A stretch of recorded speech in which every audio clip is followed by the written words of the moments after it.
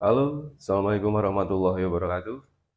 Jumpa kembali dengan channel Mumet pada waktunya. Terima kasih teman-teman semuanya yang masih terus setia menonton channel Mumet pada waktunya. Kita doakan semoga teman-teman semuanya selalu dalam keadaan sehat, tak kurang suatu apapun, selalu dimudahkan segala urusannya, dan selalu diberikan kelimpahan rezeki yang barokah. Amin amin ya robbal alamin. Baik teman-teman semuanya, di momen kali ini ada satu hal yang ingin kita coba kulik ya, terkait dengan yang namanya riba.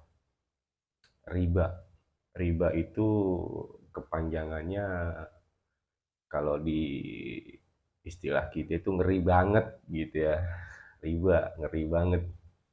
Ngomong-ngomong, siapa nih yang teman-teman pernah terjebak pada sebuah kondisi hutang riba?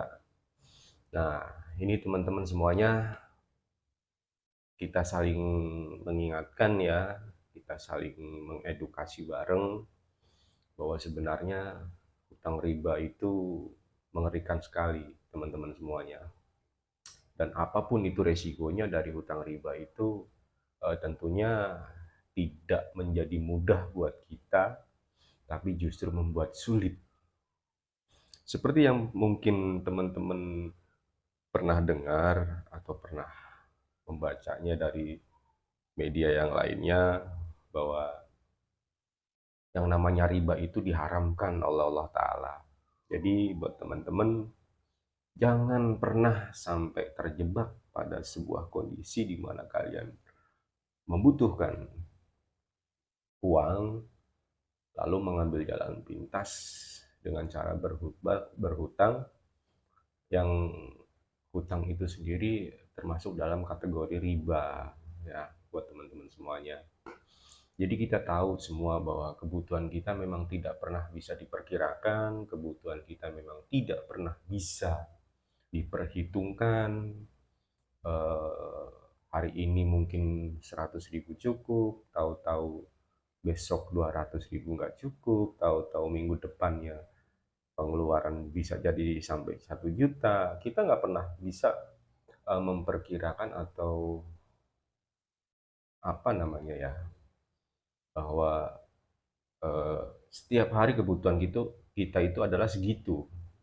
Karena dalam sebuah perjalanan kehidupan tentunya kadang bisa sedikit pengeluaran, kadang bisa besar. Nah, terkait dengan utang riba tentunya kita bisa ngambil contoh ya. Kita bisa ngambil contoh dari, kebetulan banyak teman-teman saya yang saya tahu sendiri, mereka kerja dengan begitu keras.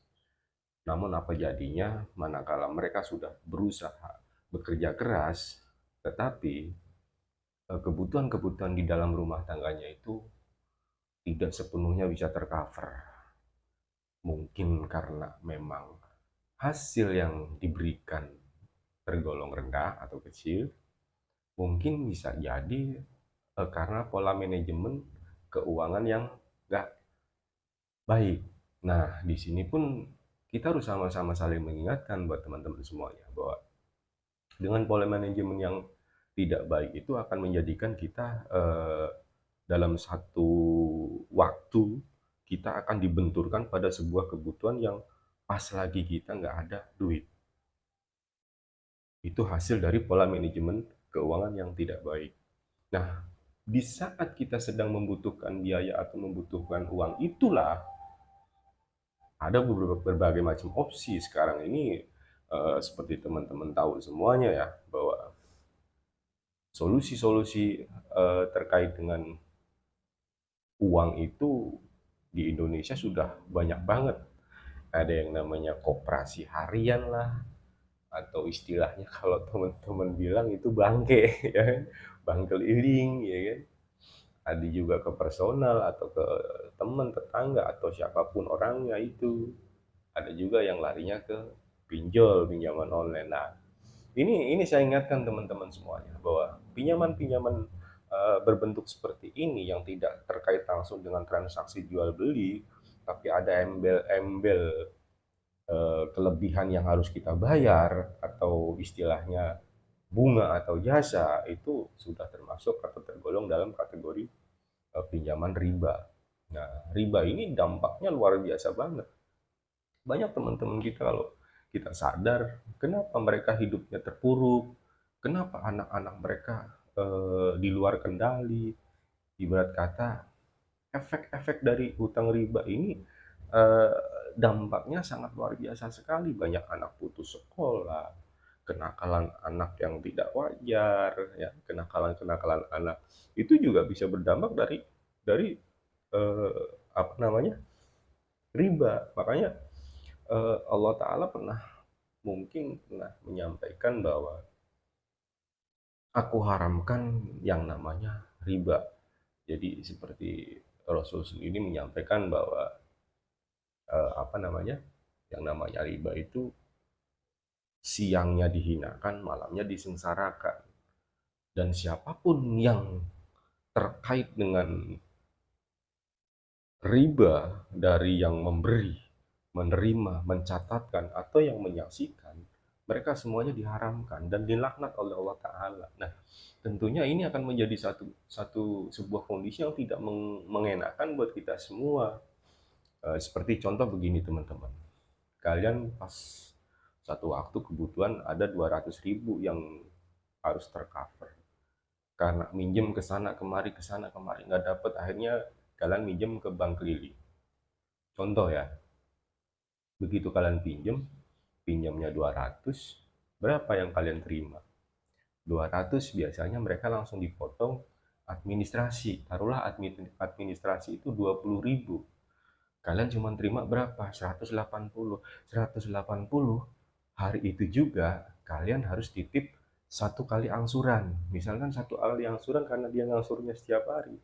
Satu kali angsuran itu berapa misalkan? Satu angsurannya itu 230, sorry, karena minjamnya 200, balikinya 250, jadi angsurannya per hari 25.000 selama 10 hari.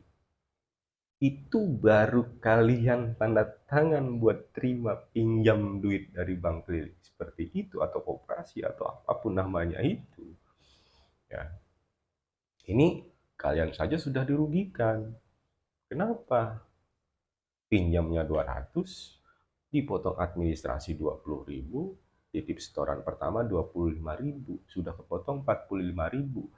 Teman-teman semuanya hanya terima 155.000, padahal kebutuhan kalian waktu itu adalah 200. Nah, besokannya kalian tidak bisa berleha-leha atau tenang-tenang.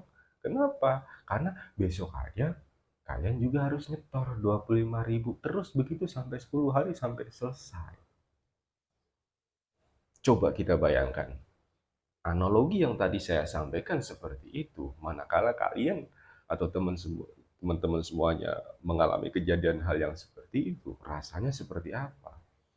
Itu kebutuhan untuk mengcover 200.000, padahal kita juga belum tahu besok lusa kita ada uang nggak buat makan. Sementara besok atau lusa bahkan sampai 10 hari ke depan kita harus masih nyetor 25.000. Nggak kebayang dong. Iya, kalau kita punya usaha yang menghasilkan uang harian.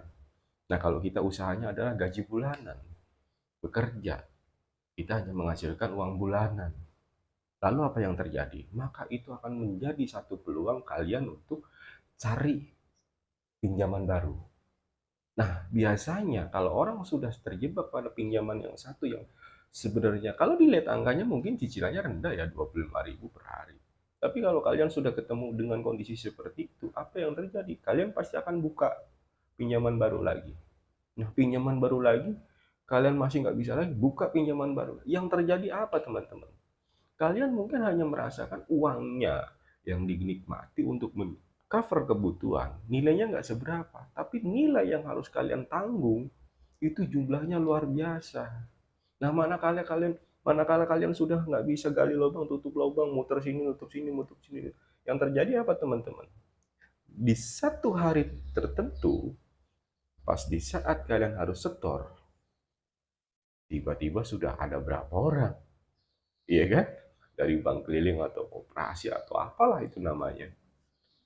Bisa 3, 4 orang, 5 orang. Nah, di saat seperti itu, kalau kalian nggak bisa baik-baikin, kalau kalian nggak bisa ngasih angsuran, kalau kalian nggak bisa mensiasati dan lain sebagainya, yang terjadi apa? Sebuah keributan. Kalian otomatis dipermalukan di depan tetangga, kalian juga akan diomel-omelin dan lain sebagainya. Ya, enak nggak hidup yang seperti itu? Ya saya rasa nggak enak banget. Makanya dalam momen kesempatan video ini, saya juga mengingatkan pada teman-teman bahwa kalau kalian sudah bekerja, bekerjalah dengan baik. Kalian mendapatkan gaji, atur dengan baik biar jangan sampai terjadi satu permasalahan kebutuhan yang mendadak yang kalian tidak bisa cover.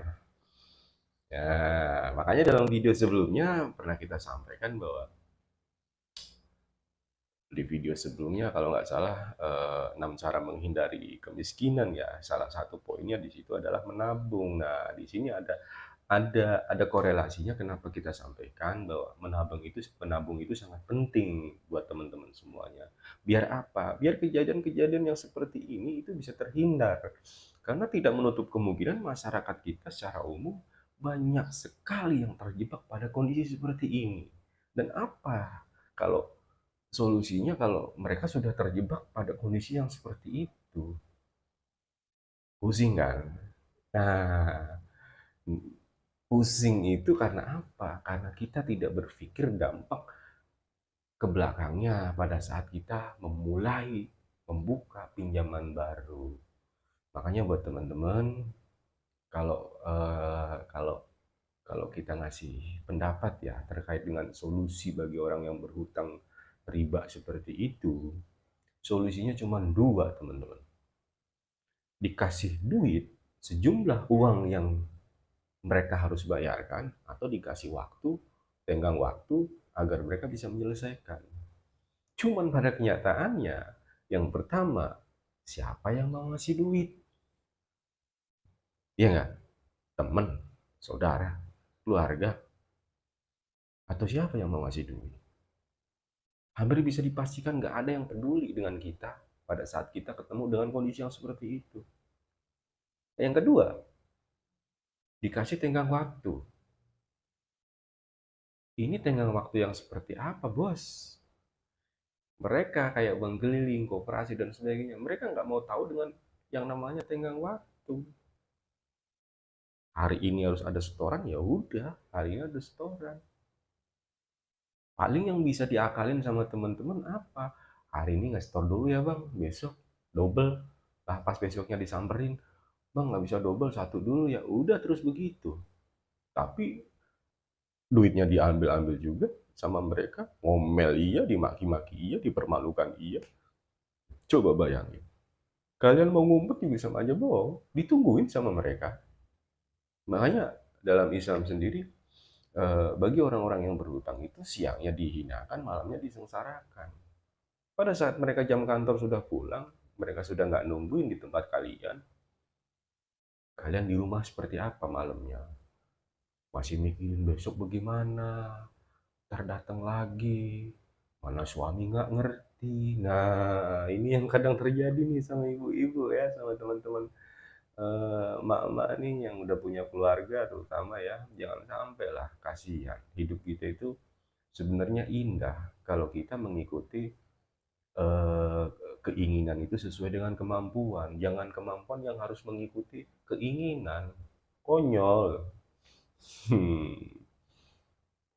Ya, teman-teman. Jadi kita saling mengingatkan saja di sini, kita saling memberikan edukasi bahwa hutang riba itu sebenarnya ngeri banget.